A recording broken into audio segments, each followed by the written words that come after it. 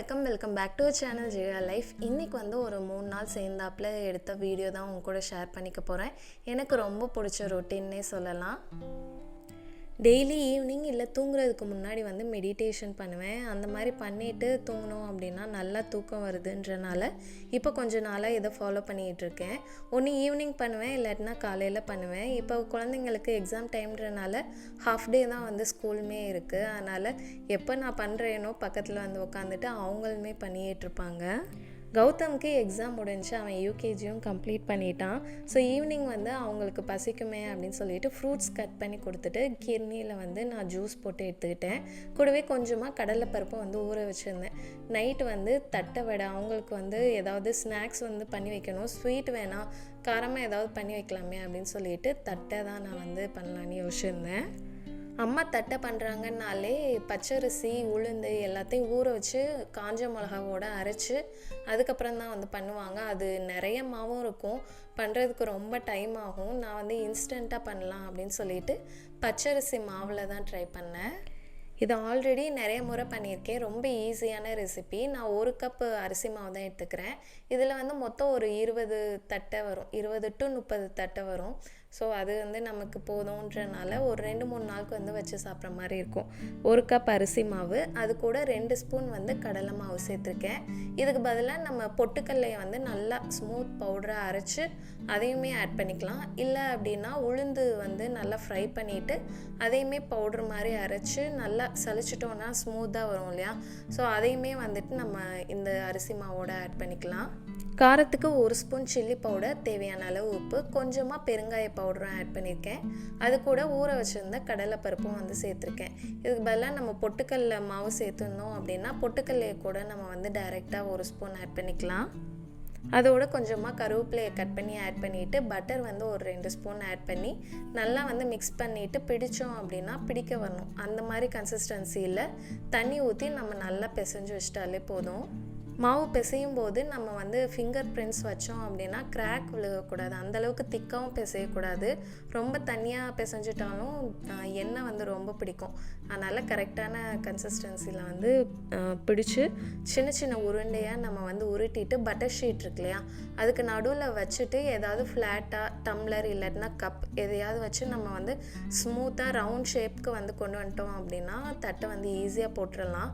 இது சம்மர் சீசன்றனால நிறைய மாவு வந்து எடுத்துட வேண்டாம். 1 கப் மாவுன்றனால எனக்கு வந்து ஒரு ½ அன் ஹவர்லேயே வேலை முடிஞ்சிருச்சு. ஸோ ரொம்ப திக்காக போட்டாலும் வந்துட்டு கிறிஸ்பினஸ் வந்து அந்தளவுக்கு இருக்காது. அதனால் ஓரளவுக்கு லேஸாக தேய்ச்சிட்டு நம்ம வந்து சூடாக இருக்கிற எண்ணெயில் தான் வந்து பொரிச்சு எடுக்கணும். நல்லா போட்டு 2 பக்கமும் திருப்பி விட்டே இருந்தோன்னா அதுவே வந்து நல்லா புஸ்ஸுன்னு உப்பி வரும். நான் இதில் பண்ண மிஸ்டேக் வந்து பார்த்திங்கன்னா சின்ன கடாய் வச்சது தான். பெரிய கடாய் வச்சுருந்தா 4 இதை போட்டு ஈஸியாக முடிச்சிருக்கலாம். ஒன்றா போடுறதுல வந்துட்டு ஸ்டார்டிங் நல்லா லேஸாக தேய்ச்சி போட்டுட்டு இருந்தேன்.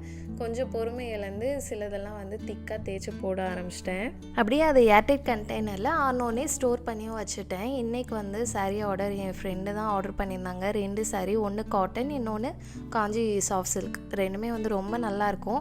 ஸோ காட்டன் வந்து நல்ல ஒரு pink and wine colour mix ஆன மாதிரி செக்டு பேட்டர்னில் வரும்.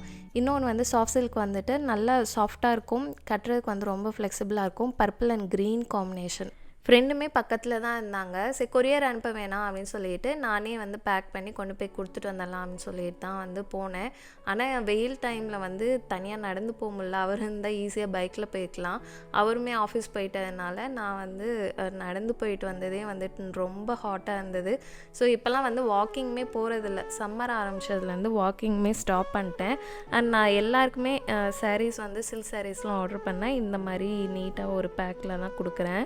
அவங்களுக்குமே 2 சாரியுமே பிடிச்சிருந்தது. எனக்கு வந்து கஸ்டமர் வந்து பிடிச்சிருக்கு அப்படின்னு சொல்லி ஃபீட்பேக் கொடுத்தாங்கன்னா எனக்கு ரொம்ப சந்தோஷமாக இருக்கும். அப்படியே வந்து பார்த்திங்கன்னா டின்னர் தான் வந்து ப்ரிப்பேர் பண்ணலாம் அப்படின்னு சொல்லிட்டு ப்ரிப்பேர் பண்ண ஆரம்பித்தேன். என்னை பார்த்தாலே தெரியும் வெளியில் அலைஞ்சிட்டு வந்ததில் வந்துட்டு அவ்வளோ டயர்டாக இருந்தது. இருந்தாலும் வந்து டின்னர் வந்துட்டு இப்போது நான் சீக்கிரமாக எடுத்துக்கிறதுனால கொஞ்சம் ஒரு 5:30, 6 o'clockலாம் வந்து டின்னர் ப்ரிப்பேர் பண்ணி வச்சிடுறேன். அண்ட் நிறைய பேர் என்னை ஷார்ட்ஸ் வீடியோவில் பார்த்துட்டு நீங்கள் வெயிட் போட்ட மாதிரி தெரியல, முன்னாடி இருந்த வெயிட்டில் தான் இருக்கீங்க அப்படின்லாம் சொல்லியிருந்தீங்க. ஆனால் இந்த வீடியோலேயே வந்து உங்களுக்கு டிஃப்ரென்ஸ் தெரிஞ்சிருக்கும்னு நினைக்கிறேன். ரொம்ப நாள் கழித்து பார்க்குறவங்களுக்கு கண்டிப்பாக டிஃப்ரென்ஸ் தெரியும். நல்லாவே வெயிட் போட்டுட்டேன். ஒரு 75 kg கிட்டே இருப்பேன். அண்ட் டின்னர் ஒர்க்லாம் முடிச்சுட்டு கிச்சனை ஃபுல்லாக க்ளீன் பண்ணிட்டு தான் தூங்கினேன். நெக்ஸ்ட் டே மார்னிங் அவர் ஆஃபீஸ்க்கு லன்ச் எடுத்துகிட்டு போகிறதுனால பிரேக்ஃபாஸ்ட் வந்து சிம்பிளாக தோசை ஊற்றிட்டு லன்ச்சுக்கு வந்து ரசம் வெண்டைக்காய் இதுதான் வந்து ப்ரிப்பேர் பண்ணி வச்சேன். நான் இப்போ வச்சுருக்க தோசைக்கல்லில் அவுட்டர் லேயர் வந்து பெருசாக ஊற்றினா எடுக்க வரமாட்டேங்குது. அதனால் அதை அம்மா கிட்டே கொடுத்துட்டேன். அம்மாவுக்கு வந்து ஒரு கடாய் வாங்கி தரேன் அப்படின்னு சொல்லிட்டு இண்டஸ் வேலியில் தான் ஆர்டர் பண்ணேன். அது கூட எனக்கு வந்து மீடியம் சைஸில் ஹேண்டில் வச்ச மாதிரி ஒரு க்யூட்டான தோசைக்கல். இந்த கேஸ்ட் அயர்ன் தோசைக்கல் 25 சென்டிமீட்டர் நான்ஸ்டிக், டாக்ஸிக் ஃப்ரீ. அதுவும் இல்லாமல் கார்னர்ஸில் லாக் எதுவும் இல்லாதனால தோசைக்கல்லை வந்து க்ளீன் பண்ணுறதும் ஈஸியாக இருக்குன்றனால இதை சூஸ் பண்ணியிருந்தேன். இது கூட கேஸ்ட் அயர்ன் கடாயுமே 25 சென்டிமீட்டர் தான். ரெண்டுமே ஈஸியாக மெயின்டைன் பண்ணிடலாம். அண்ட் தோசைக்கல்லுக்கு உடன் ஸ்பேச்சுலாவும் ஃப்ரீயாக கொடுத்துருந்தாங்க. ரெண்டுமே இண்டஸ் வேலியில் தான் பர்ச்சேஸ் பண்ணியிருந்தேன். ஜெகா லைஃப் கூப்பன் கோட் வந்து ஆல்ரெடி ஒரு வீடியோலையும் ஷேர் பண்ணியிருப்பேன். So Jega life coupon code use பண்ணிங்கன்னா உங்களுக்கு 12% ஆஃபரும் கிடைக்கும். நேற்று வெயிலில் போயிட்டு வந்தது ஃபேஸ் வந்து கொஞ்சம் டேன் ஆன மாதிரி இருந்தது. அதனால் எப்பயுமே டேன் ஆயிடுச்சுன்னா கொஞ்சமாக காஃபி பவுடர், அது கூட கொஞ்சமாக ஹனி, அது கூட ஒரு 1/2 ஸ்பூன் வந்து ரவை, இது எல்லாத்தையும் தண்ணி ஊற்றாமல் மிக்ஸ் பண்ணோம். ஒரு திக்கான பேஸ்ட்டு மாதிரி வரும். முகத்தை வந்து ஈரம் பண்ணிவிட்டு நம்ம ஃபேஸில் அப்ளை பண்ணோம் அப்படின்னா ஈஸியாக வந்து ஃபேஸில் அப்ளை ஆகிடும். ஒரு 10 to 15 மினிட்ஸ் அப்படியே வச்சுட்டு வாஷ் பண்ணோன்னாலே கொஞ்சம் பிரைட்னஸ் வந்து இன்ஸ்டண்ட்டாக கிடைக்கும்.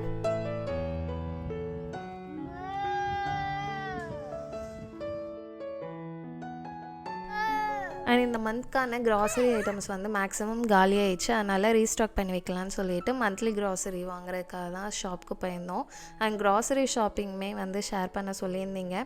நான் ஒவ்வொரு மாதமும் வந்து வேரி ஆகும். சில மாதம் வந்து 2000க்கு தான் பர்ச்சேஸ் பண்ணுவேன், சில மாதம் 3000 ஆகும். இந்த மாதம் நாங்கள் பர்ச்சேஸ் பண்ணது 4400 கிட்ட ஆச்சு. ஏன்னா எல்லா பருப்புமே காலி ஆயிடுச்சு. சில நேரம் எல்லா பருப்பும் வாங்கினோன்னாலே பில் வந்து ஜாஸ்தியாகும் இல்லையா, அந்த மாதிரி ஒவ்வொரு டைம் வந்து டிஃபர் ஆகும். இதை தவிர சாப்பாடு அரிசி, இட்லி அரிசி அதெல்லாம் வந்து 2 months ஒன்ஸ் 3 months ஒன்ஸ் வந்து அந்த மூட்டையில் வரும் இல்லையா, அந்த மாதிரி பல்காக வாங்கிறதுனால அது வந்து மந்த்லியில் வந்து வராது. அண்ட் நான் இதை தவிர ரொட்டீனாக வாங்குறத விட புதுசாக வாங்குறது வந்துட்டு ரொம்ப கம்மியாக தான் வாங்குவேன். ஏன்னா புதுசாக நம்ம வாங்கினோன்னா குழந்தைங்க மேக்ஸிமம் சாப்பிட மாட்டாங்க. அதனால் எப்போயாவது தான் வந்து புது ஐட்டம் ஏதாவது வாங்கி ட்ரை பண்ணலாம் அப்படின்னு சொல்லிட்டு வாங்குவேன். அண்ட் நான் இங்கே வாங்கிட்டு இருக்கும்போது குழந்தைங்க எப்படியும் சுற்றி சுற்றி வரதில் அவங்களும் ஏதாவது எடுத்து போடுவாங்க. அதை எடுத்து வைக்கிறது தான் அவரோட வேலை. அவர் வந்து குழந்தைங்க பின்னாடி வந்து சுற்றிட்டு இருந்தாங்க. ஸோ ஃபைனலாக பில் போட்டுட்டு வீட்டுக்கு வந்து ஃபுல்லாக எடுத்து வச்சுட்டேன். உடனே எடுத்து வச்சு பாட்டில்லையும் வந்து ஆல்ரெடி கழுவி வச்சுருந்தேன், அதில் ஃபுல்லாக ரீஸ்டாக்கும் பண்ணி வச்சாச்சு. நெக்ஸ்ட் டே மார்னிங் ப்ரோட்டீன் ரிச்சாக ஏதாவது தோசை பண்ணலாம் அப்படின்னு சொல்லிட்டு 1 கப் கிட்ட கொண்டைக்கடலை எடுத்திருக்கேன். அது கூட 1/2 கப் உளுந்து, 1/2 கப் சிறுபருப்பு, கொஞ்சமாக வெந்தயம் போட்டு ஓவர் நைட் வந்து ஊற வச்சுக்கலாம். வெயிட் லாஸில் அரிசியே இல்லாமல் தோசை பண்ணணும், இல்லை ஹெல்த்தியராக தோசை பண்ணணும்னு நினச்சோம் அப்படின்னா இது ஒரு பெஸ்ட்டு ஆப்ஷனாலாம் இருக்கும். தோசை வந்து நான் அரைக்கும் போது கொஞ்சமாக தண்ணி ஊற்றி தான் அரைப்பேன். திக்காக அரைச்சா தான் வந்து தோசை எடுக்கிறதுக்கும் நல்லா வரும். அது கூட கொஞ்சமாக காஞ்ச மிளகா, இஞ்சி, பெருஞ்சீரகம் போட்டு எப்பயும் அடை தோசை அரைக்கிற மாதிரி தான் அரைச்சி வச்சுருக்கேன். நார்மலாக அடை தோசைக்கு தேங்காய் சட்னி தான் அரைப்பேன். ஆனால் இந்த மாதிரி தோசைக்கு நம்ம கருவேப்பிலை சட்னி அரைச்சோம் அப்படின்னா பெஸ்ட்டு காம்பினேஷனாக இருக்குது. ரொம்ப சிம்பிள். கடாயில் ஒரு 2 ஸ்பூன் உளுந்து, கொஞ்சமாக காஞ்ச மிளகா போட்டு நல்லா ஃப்ரை பண்ணி எடுத்துக்கணும். அது கூட ஒரு பெரிய வெங்காயம், 4 பூண்டு, ஒரு கையளவு கருவேப்பிலை, இதையும் நல்லா ஃப்ரை பண்ணிவிட்டு ஒரு 1/2 மூடி தேங்காவையும் நல்லா வறுத்து அது கூட கொஞ்சமாக புளி, உப்பு, ஒரு பிஞ்ச் வந்து பெருங்காய பவுடரையும் சேர்த்து போட்டு நல்லா வந்து அரைச்சி எடுத்துக்கலாம். அதுவுமே நான் திக்காக தான் அரைச்சி வச்சுருக்கேன்.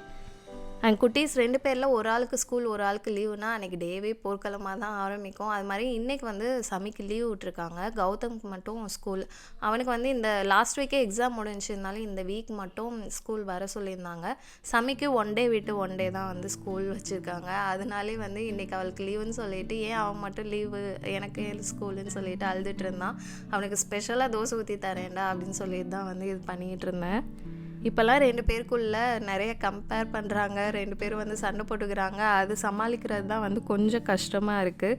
ஸோ மார்னிங் அவனுக்கு தான் ஃபஸ்ட்டு ஊட்டி விட்டேன். அவனுக்கு இந்த தோசை ரொம்பவே பிடிக்கும். ஸோ மார்னிங் பிரேக்ஃபாஸ்ட் முடித்து அவனுக்கு ஸ்நாக்ஸ் மட்டும் பனானா வச்சு ஸ்கூலுக்கு அனுப்பிச்சி விட்டாச்சு. ஸோ இந்த வீடியோ வந்து இதோட முடிச்சுக்கலாம். லாஸ்ட்டு ஒரு 2-3 டேஸாக இந்த மாதிரி தான் போச்சு. நெக்ஸ்ட் ஒரு இன்ட்ரெஸ்டிங்கான வீடியோவில் உங்களை சந்திக்கிறேன். அது வரைக்கும் பாய்.